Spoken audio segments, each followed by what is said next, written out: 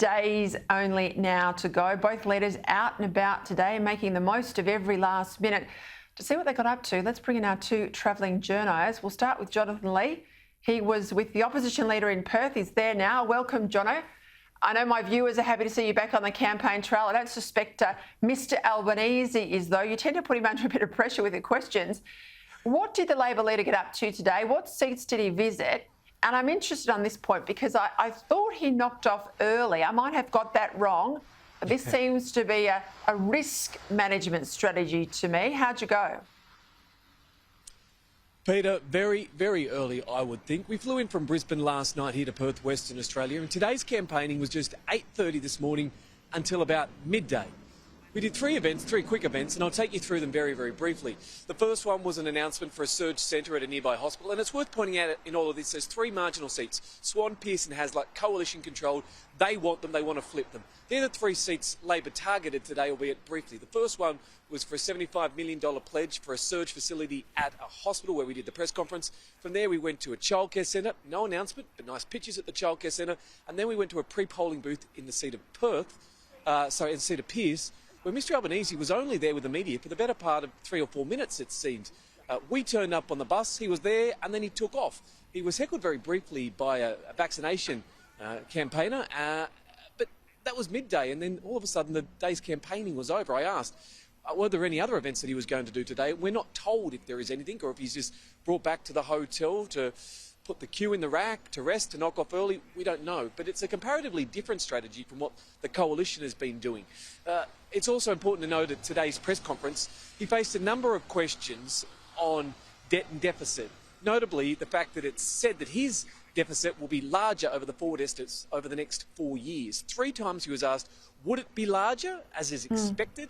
And he won't answer the question. Here's that exchange, or part of the exchange. Those investments will lead to higher productivity. And those investments under Labor. Well, you get to ask a question, then I get to answer it. That's the other part of the deal here. You get to ask the question, I get to answer it. The question is, will there be higher productivity under Labor? The question is, will there be higher deficits over the forward estimates? The answer to that, well, what we will have is a fiscally responsible policy.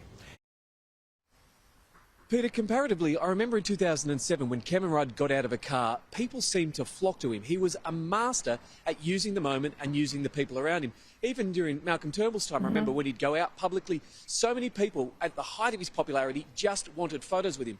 I genuinely can't say if Mr Albanese is popular on the ground. It seems at times he is, but you just don't know. So it's hard to work out if he will be successful here. We know Mark McGowan's popular, but is Mr Albanese? I can't give you that answer.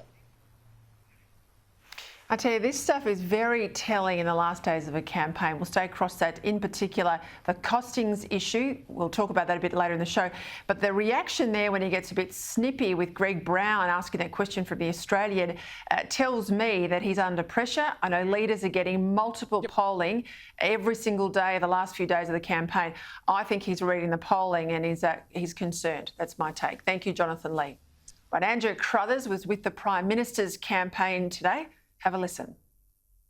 Scott Morrison campaigned in Queensland today, hitting the hustings in 2 key seats on opposite ends of the state. Beginning in the Ipswich seat of Blair, held by Labor since 2007. It's currently on a margin of 1.2%.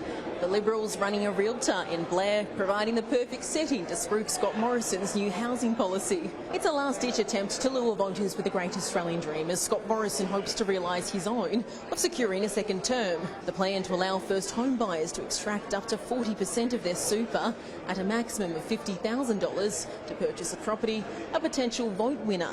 It's been backed by the Master Builders Association, but met with scathing criticism elsewhere.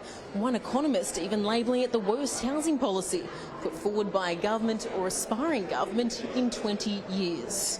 Concerned it will push prices up, and Minister Jane Hume conceding as much. No such concession from the Prime Minister, insisting another plan to extend tax breaks encouraging older Australians to downsize will put downward pressure on the housing market.